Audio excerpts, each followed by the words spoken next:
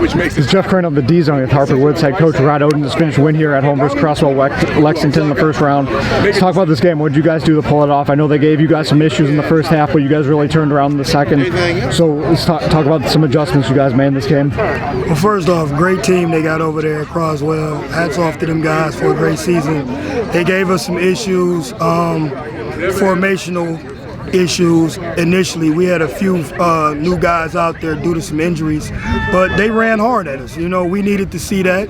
It took us a minute to deal with it, and they had a ball control offense. I think their first drive was 9 minutes. So they really shortened and lessened our opportunities. We only had 15 snaps on offense in the first half.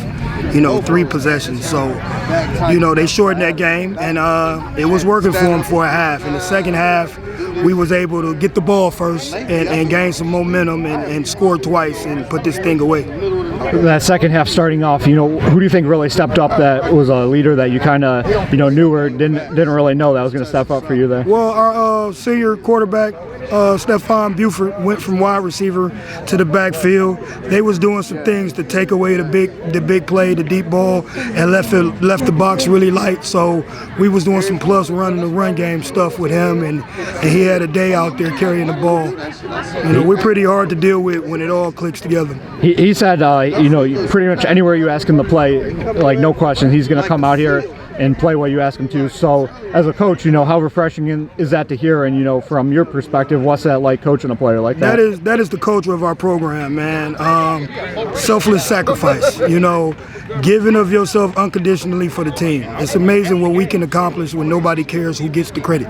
So these guys come out here and they fall on the sword for each other. He's been a Swiss Army knife for us all year, going from being a starter as a junior to a wide receiver and a package quarterback as a senior. He's done an amazing job for us this year. And let's talk about a little bit of pressure coming in playoffs. I know the highest playoff points in Division IV for you guys. So, you know, obviously there's this natural pressure with that. You know, how do you coach the kids up to handle that, and, you know, how do they adapt, you think? Well, we started earlier on addressing pressure. You know, pressure is for us when something is expected of you. So every week we kind of approach every week as a playoff game. We started the playoffs in our kids' eyes 6 weeks ago. You know, we played a gauntlet of a regular season schedule, which kind of shows up here because we were kind of banged up, but we'll get some guys back.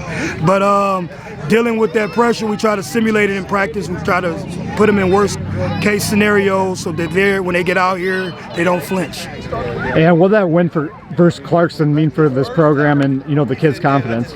To me, it's our first signature win. You know, we have to start, you know, beating those teams that we're not supposed to beat. When the talent level is even or even greater than ours, we got to find a way to pull them ball games out. And I think Clarkston was one of the first times we was able to do that. So I think it showed our guys that, you know, they have enough and they are enough and they can get this thing done. You got Marysville next week. Now I saw they beat Lamphere 33-20. So let's talk about that game next week. What do you guys got to get better at, and what are you looking forward to in that game? You know, the focus for us is on us. You know, we're going to study them and prepare like we do for every opponent, but we got to shore up some things in our run defense. We got to get healthier on offense and really just get in the lab, get in the film room, start breaking them down. We're going to separate ourselves through our preparation.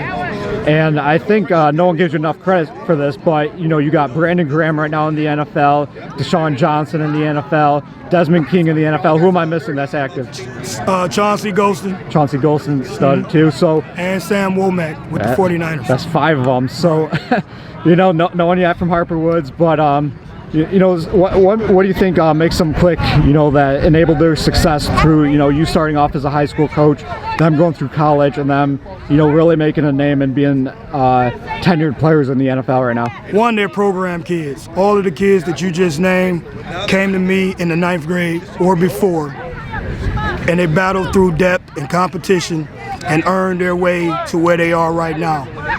They was never handed anything. They had to earn everything they got, and I think that is what carries them. They have that internal fire to know that every practice, every game is a competition, and I need to play my best.